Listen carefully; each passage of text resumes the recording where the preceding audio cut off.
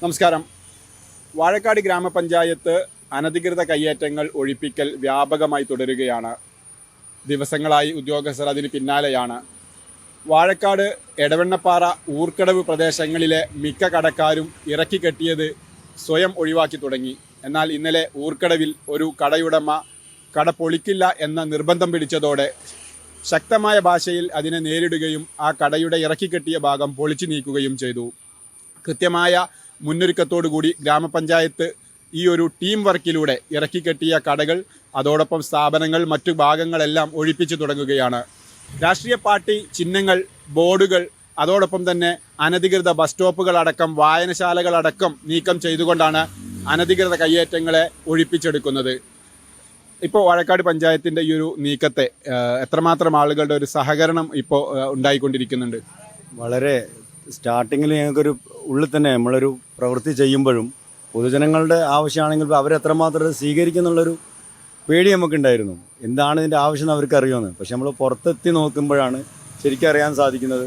നമ്മളെക്കാളും ഇപ്പോൾ ഇന്നലെയൊക്കെ അവിടെ ഒരു പ്രയാസം ഉണ്ടാകുമ്പോൾ ശരിക്ക് ഫീൽഡിൽ നമുക്ക് പ്രവർത്തിക്കാൻ കഴിയാത്ത സാഹചര്യം ഉണ്ടായി. വീണ്ടും ഒരു ബറ്റാലിയൻ പോലീസിനെ വരെ വിളിച്ചിട്ടാണ് നമ്മൾ ഇന്നലെ അവിടെ പ്രവർത്തിച്ചത്. ഈ ഒരു സാഹചര്യത്തിൽ നമ്മൾക്ക് പൊതുജനങ്ങളാണ് ശരിക്കും പറയുകയാണെങ്കിൽ നമുക്ക് അവിടെ സപ്പോർട്ട് തന്നത്. അതെ, ഇന്നലെ ചില ആളുകൾ എതിർപ്പ് പ്രകടിപ്പിച്ച നാട്ടുകാരാണ് ഇറങ്ങിയിട്ട് നിങ്ങൾക്ക് സുരക്ഷ ഒരുക്കുന്ന രീതിയിലേക്ക് വരെ അവർ ഇറങ്ങിയിട്ടുള്ളത്.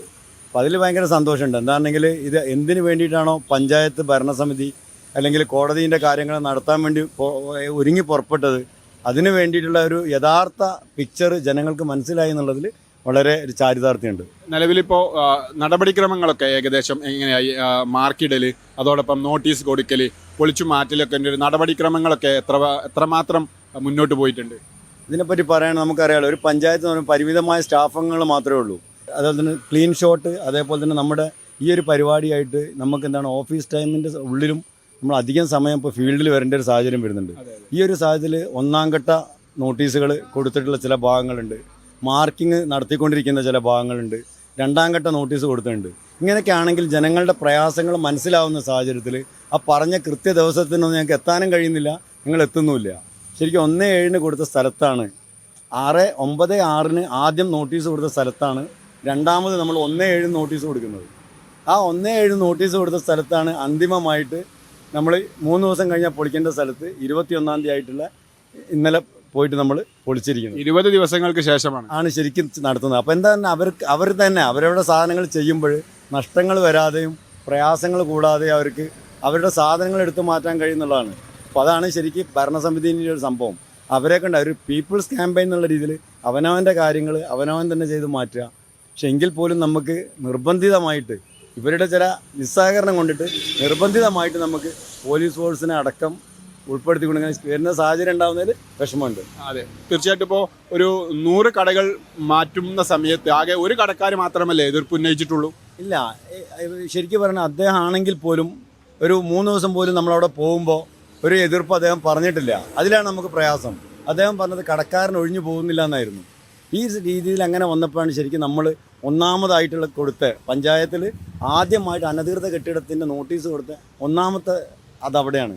അത് അവിടെ ആവാനുള്ളൊരു കാരണം എന്താണെന്നെങ്കിൽ കോഴിക്കോട് നിന്ന് വന്ന് കയറുന്ന ഒരു അങ്ങാടി എന്നുള്ള രീതിയിൽ അവിടുത്തെ കട ആയതുകൊണ്ട് മാത്രമാണ്. പിന്നെ അവിടെ വേറെ പ്രശ്നങ്ങളുണ്ട്. നമ്മളെ ഇറിഗേഷൻ്റെ ഒരു സ്ഥലവും കാര്യങ്ങളും കൂടി ഉണ്ട്. അവിടുത്തെ ഒരു അനധികൃതമായിട്ട് അവർ വെച്ചിട്ടുള്ള ആ വെച്ചുകെട്ടലുകളുണ്ട്, അത് ഒഴിവാക്കാനുണ്ടായിരുന്നു. അതാണ് നമ്മൾ ആദ്യം നടത്തിയത്. ഇത് രണ്ടാം ഘട്ടത്തിലാണ് പോയത്. ഇതിൻ്റെ ഒരു നടപടിക്രമങ്ങൾ എങ്ങനെയാണ്? അഥവാ എത്ര മീറ്റർ സൺസൈഡിൽ നിന്ന് അല്ലെങ്കിൽ റോഡിൽ നിന്ന് എത്ര അകലം, എങ്ങനെയാണ് അതിൻ്റെ ഒരു നിയമവശം? ശരിക്കും നിയമവശം നോക്കി പോവുകയാണെങ്കിൽ ഇപ്പോഴുള്ള കടകൾ 3/4 ഭാഗമൊക്കെ പൊളിച്ച് പോകേണ്ട സാഹചര്യമുണ്ട്. പക്ഷേ ഈ ഒരു സാഹചര്യം മനസ്സിലാക്കിയിട്ട് പബ്ലിക്കിൻ്റെ ഒരു ഇൻട്രസ്റ്റും അതേ സമയത്ത് എന്താ പറയുക നമ്മളെ കെട്ടിട ഉടമേൻ്റെതും അതേപോലെ തന്നെ കച്ചവടക്കാരുടേതും നോക്കിക്കൊണ്ട് നമ്മൾ ചെയ്യുന്നത് എന്താണെങ്കിൽ നമ്മൾ വേറെ റോഡിൻ്റെ അതിലല്ല ഞങ്ങൾ എടുക്കുന്നത്. നമ്മളുടെ ബിൽഡിംഗ് ഉണ്ടല്ലോ അതിൻ്റെ മേലെ അനധികൃതമായിട്ട് വെച്ച സാധനങ്ങൾ പെർമിറ്റ് നൽകിയ ബിൽഡിങ്ങിന് പിന്നീട് ഉണ്ടാക്കിയ അനധികൃതമായിട്ട് അവർ വെച്ച് കെട്ടിയിട്ടുള്ള സാധനങ്ങൾ ശരിക്കും സൺഷെയ്ഡ് വരെയുള്ള ഭാഗങ്ങൾ അവർക്ക് ശരിക്കും ഒരു കടക്കാരന് ഷട്ടറിൻ്റെ അകത്ത് നിന്നിട്ടാണ് കച്ചവടം ചെയ്യേണ്ടത്. അപ്പോൾ അവിടെ വരുന്ന പബ്ലിക്കിന് സാധനങ്ങൾ വാങ്ങാനും അവർക്ക് വിഹരിക്കാനും വേണ്ടിയിട്ടാണ് അതിൻ്റെ മുമ്പിലുള്ള സ്പേസ് വരുന്നത്. ബാക്കി വരുന്ന ഭാഗം പാർക്കിങ്ങിന് വേണ്ടിയിട്ടാണ് നമ്മൾ 3 മീറ്ററോ 4 മീറ്ററോ 5 മീറ്ററോ ഓരോ റോഡിനനുസരിച്ചിട്ട് പല ഭാഗങ്ങളും വ്യത്യാസമുള്ളത് അത് ചെയ്യേണ്ടത്. പക്ഷേ അങ്ങനെയൊന്നും ഇപ്പോൾ നമ്മൾ നോക്കാൻ ഇവിടെ കഴിയില്ല. പല വർഷങ്ങളിൽ ഉണ്ടാക്കിയിട്ടുള്ള ബിൽഡിങ്ങുകൾ ഉണ്ടെന്നാണ് നമ്മളെ പരിശോധനയിലും കാര്യത്തിൽ നമ്മളെ എഞ്ചിനീയറിംഗ് ഇങ്ങനെയൊക്കെ മനസ്സിലാകാൻ സാധിച്ചത്. ഇന്നലത്തെ ഒരു സംഭവം എത്രമാത്രം ഒരു പിന്നെ നിങ്ങളെ ഉദ്യോഗസ്ഥരെന്നുള്ള നിലക്ക് പ്രയാസപ്പെടുത്തിയിട്ടുണ്ട്? ഇന്നലത്തെ കാര്യത്തിൽ ഉദ്യോഗസ്ഥർ എന്നുള്ള രീതിയിൽ ശരിക്കും പ്രയാസപ്പെടുത്തിയിട്ടുണ്ട്. ഇപ്പോൾ ഞങ്ങളപ്പോൾ ഈ ടീം അംഗങ്ങൾ ഇന്നലെയും മെനിയാന്നൊക്കെ സ്ത്രീ ജീവനക്കാരടക്കം നമ്മളെ കൂടെ ഉണ്ടായിരുന്നു. ഇന്നലെ ബോർഡ് മീറ്റിംഗ് നടക്കുന്നതിൻ്റെ ഇടയിൽ പോലും ആ എല്ലാം മാറ്റി വെച്ചുകൊണ്ടാണ് പല ആളുകളും അവിടെ എത്തേണ്ടി വന്നത്. പക്ഷെ അവിടെ ഉള്ള പ്രയാസം എന്താണെന്ന് പറയുകയാണെങ്കിൽ ഇങ്ങനെയും ഇത്രയും വരുന്ന പൊതുജന നന്മക്ക് വേണ്ടി ചെയ്തിട്ട് ഇങ്ങനെ ആളുകളാവുന്നത്. പക്ഷേ അവിടെ ഉണ്ടായ അതിനേക്കാളും അപ്പോഴത്തെ ഒരു സന്തോഷം എന്താ അറിയോ, അവിടെ നമ്മളെ കൂടെ പൊതുജനം നിന്നു എന്നുള്ളതാണ്. അതിൽ ഭയങ്കര ഒരു സന്തോഷം നമ്മുടെ ടീം വർക്കിന് കിട്ടിയിട്ടുണ്ട്. ടീം വാഴക്കാട് എന്നുള്ള രീതിയിൽ അത് നമ്മൾ വളരെ പബ്ലിക്കിനോട് നമ്മൾ അത്രയും നമ്മൾ നന്ദിയും കടപ്പാടും അറിയിക്കാൻ ആഗ്രഹിക്കുന്നു. ഓപ്പറേഷൻ തൂഫാൻ ലഹരിക്കെതിരെ ആഞ്ഞടിക്കുമ്പോൾ ഓപ്പറേഷൻ ക്ലീൻ ഷോട്ട് വാഴക്കാട് പഞ്ചായത്തിൽ സംസ്ഥാനത്തിന് തന്നെ മാതൃകയാകുന്ന രീതിയിലേക്ക് മുന്നോട്ട് കൊണ്ടുപോവുകയാണ് ഈ ടീം അംഗങ്ങൾ. ഇവർക്ക് നൽകാം നമുക്കൊരു ബിഗ് സല്യൂട്ട്. ക്യാമറാമാൻ സുധീഷിനൊപ്പം ഉമർ അലി ശിഹാബ്, വാഴക്കാട്.